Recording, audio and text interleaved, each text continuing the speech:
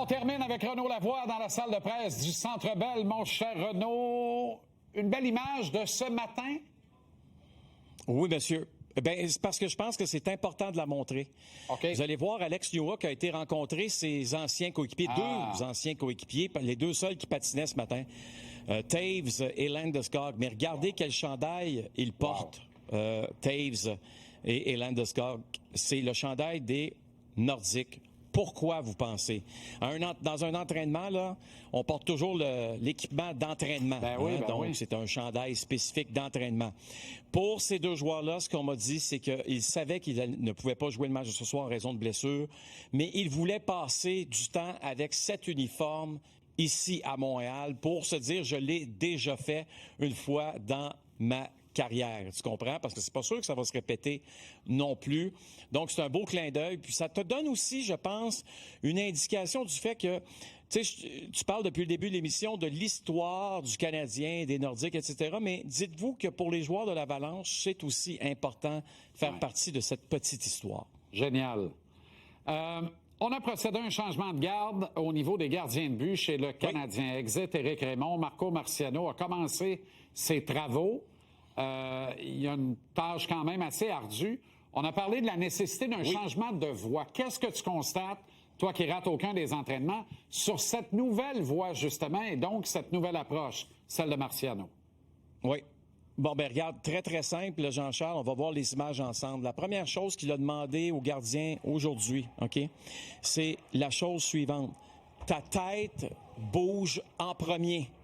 Et après ça, tu te déplaces. Sur les tirs, c'est beaucoup plus facile. On va voir Marco, justement, qui, tu vois là, avec sa tête, il parle du puck tracking, donc de toujours regarder la rondelle. On voit souvent ça avec les entraîneurs des gardiens qui arrivent lorsqu'il y a un changement. Est-ce que c'était quelque chose que Marco avait souligné chez les gardiens des Canadiens, justement que la tête bougeait en même temps que le corps? Alors que lui, ce qu'il demande, c'est que la tête bouge en premier et que le corps suive. Ensuite, le puck tracking, donc lorsque la rondelle est lancée vers toi, tu ne la quittes jamais des yeux. Un qui est excellent là-dedans, c'est Sergei Bobrovsky. Vous allez voir un entraînement de Sergei Bobrovsky. La rondelle le frappe, il va suivre la rondelle jusqu'à temps qu'il reçoit son prochain lancer, qu'il se replace pour recevoir son prochain lancer. Est-ce que Marco, donc, a trouvé que chez les gardiens des Canadiens, c'était un problème présentement? Je ne le sais pas, mais une chose qui est claire, par contre, dès les premières secondes en entraînement ce matin, c'est ce qu'il a demandé à ses gardiens. Très bon. Très bon. Parlons de Cole Caulfield. Quelle saison il connaît, a atteint la barre des 30 buts, semble inarrêtable et semble engagé à réécrire une partie de l'histoire de l'équipe, l'histoire récente du moins. Des 30 dernières années. Si Cole Caulfield marque ce soir, ça sera un 7e match de suite qu'il aurait au moins un but. OK? Il est à égalité avec Max Domi. Quand j'ai vu le nom de Max Domi, j'ai sursauté, je m'en souvenais plus. Max Pacioretty, ce n'est pas une grande surprise. Qui était le premier sur la glace ce matin? Cole Caulfield. Travailler sur ses lancers. Je suis convaincu que Cole est au courant de cette donnée-là, de ce record, évidemment, d'équipe qu'il pourrait battre de l'histoire récente des Canadiens.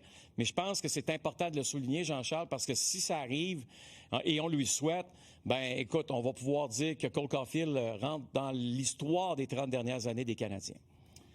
Quand même. Je pense qu'il va rentrer dans l'histoire des... C'est quand, Stéphane? Moi, d'après moi, là, il y a le 50 dans le mire, puis il peut l'atteindre, Renaud. Il peut l'atteindre. Tout à fait. Tout à fait. Il est sur une tendance de plus de 40 buts cette saison. Puis, écoute, là, le pire, c'est que dans le dernier match, puis lui-même, après la rencontre, l'a souligné, gardien de but des Golden Knights en a fait plusieurs gros arrêts, puis il a dit kudos to him, bravo à lui. Il aurait pu sortir de ce match-là avec 3 buts. Tout à fait.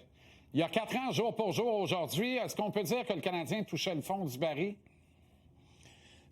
Complètement. Bien évidemment qu'on était encore dans cette pandémie, surtout au Québec, où on nous disait qu'on n'avait pas le droit d'avoir de spectateurs dans les gradins. Et c'était un autre match, donc, à guichet fermé. Vas-y doucement. Je sens que tu vas t'énerver, là. On est dans le bonheur ce soir, là.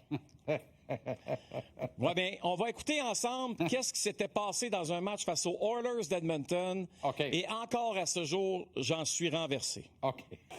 Zach Kassian remet la rondelle profondément. Montembeau à l'extérieur. Oh, il est frappé là! Aïe, aïe, aïe, aïe, aïe! Il y aura une pénalité. Est-ce qu'on va payer une petite visite à Kassian?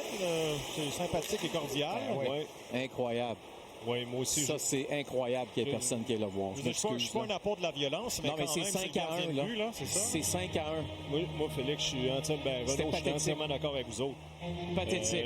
Il y a une situation où tu dois il n'y a pas un autre terme. envoyer un message. Et je me souviens très bien que lorsque j'avais vu ça, je me suis dit, c'est impossible que ça continue dans cette direction, Jean-Charles. Impossible. On t'entend. C'est formidable, là. Tu es dans tous tes états. Là, moi, je vois Poehling, Oui. il est parti. Je vois Petrie, il est parti. C'est qui le 77 là-dessus? Écoute, là, tu avais... qui le 77 Il y avait là-dessus, Kulak était là. Brett Kulak, Tabasla qui est parti. Mike Hoffman, Michel Fermé, c'était bonsoir, bonne nuit, là. Fini. Ah non. Alors, et ça, c'est épouvantable. Oui, mais tu as raison de dire que ce soir, c'est une célébration. Puis je veux juste lever mon chapeau, si tu me permets, en terminant, à François Gagnon. Parce que si vous avez des chandails des Nordiques ce soir dans le building, là, dites-vous qu'au début de la saison, l'Avalanche du Colorado ne portait pas son chandail. Exact. C'était supposé être le chandail de l'Avalanche, OK, et non des Nordiques. Et à partir de ce moment-là, on a senti un mouvement. Je sais que François mettait beaucoup de pression sur les dirigeants de la Ligue nationale et des deux autres équipes pour régler ça. Alors, chapeau à François. Bonne soirée, bon match. On se croise tantôt. Renaud, salut. Ça va être bon. On a 2 matchs pour